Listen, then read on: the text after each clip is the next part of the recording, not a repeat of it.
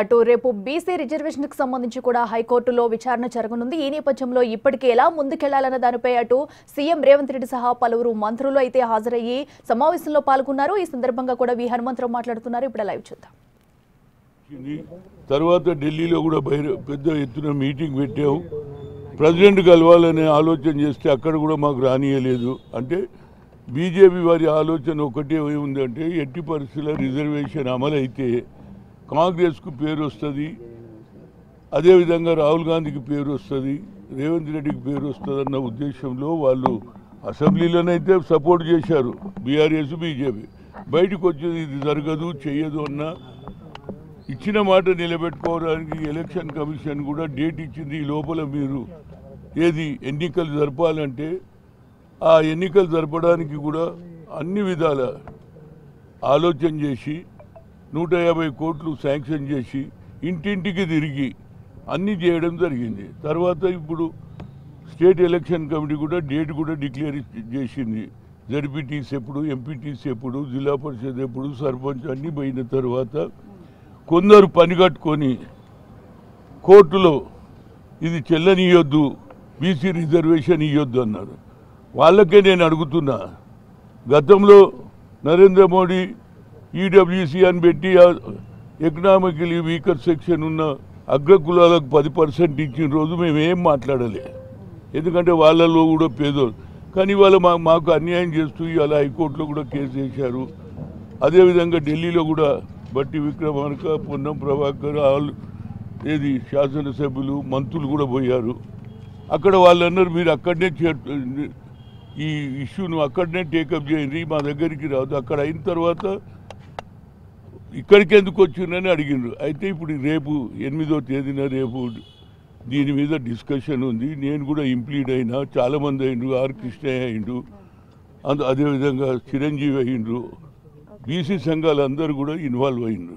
రేపు తప్పనిసరిగా ఒక న్యాయం నిర్ణయం అయితే దాని గురించి ఇవాళ మేము ఏది జ్యోతిరావు పూలే దగ్గర కూడా న్యాయం చేయాలి అని కూర్చోవడం జరిగింది. మేము జ్యుడిషియరీతోటి పంచాయతీ పెట్టుకోవాలని కాదు, మాకు న్యాయం చేయమని కోరుతున్నాం. తప్పనిసరిగా రేపు మా ఫేవర్లో నిర్ణయం జరుగుతుంది అనే దాని మీద మేము డిస్కషన్ చేసినాం. మేము మా కృతనిశ్చయంతో ఉన్నాం.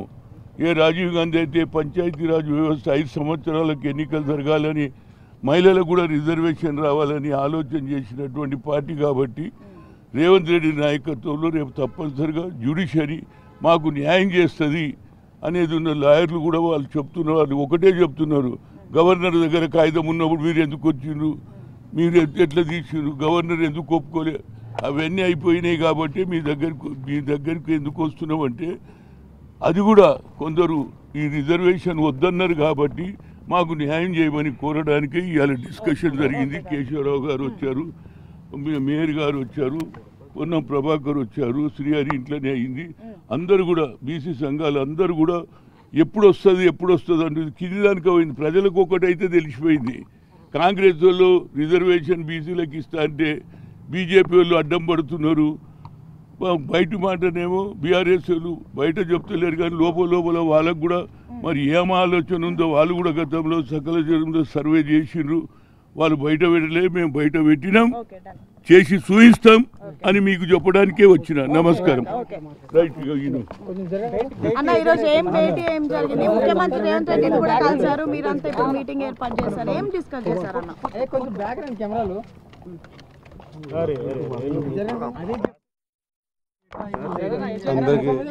అందరికీ నమస్కారం. ఒక నిమిషం.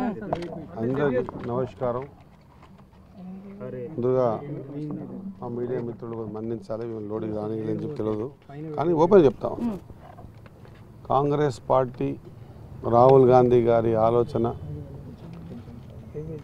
కన్యాకుమారికి నుంచి కాశ్మీర్ నడుస్తున్నప్పుడు ఆయన నోటీస్ చేసి ఈ దేశంలో వెనుకబడ్డ జాతులల్లా ఇంకా అసెంబ్లీ కానీ పార్లమెంట్ కానీ కడప తొక్కని జాతులు చాలా ఉన్నాయి. వీరందరికీ కూడా వాళ్ళు ఎంత ఉన్నారో లెక్క కట్టి ఆ లెక్క ప్రకారంగా వాళ్ళకు ఖచ్చితంగా పర్సెంటేజ్ ఆఫ్ రిజర్వేషన్ విద్యా ఉద్యోగాల్లో ఆర్థికంగా అదే మాదిరిగా చట్టసభల్లో స్థానిక సంస్థల్లో ఇవ్వాలనే ఆలోచనతో తీసుకున్న నిర్ణయాన్ని రేవంత్ రెడ్డి గారు స్పష్టంగా ఒక రాష్ట్రం తమ పరిధిలో ఉన్నటువంటి రిజర్వేషన్ని ఏ విధంగానైతే సెంట్రల్ గవర్నమెంట్ పంపించాలనో అంతకు మించి అన్ని ఎంపెరికల్ డాటా ప్రకారంగా ప్రతిదీ కూడా ఫస్ట్ బీసీ కమిషన్ వేసాం, కాదు డెడికేషన్ కమిషన్ కావాలన్నారు, డెడికేషన్ కమిషన్ వేసాం.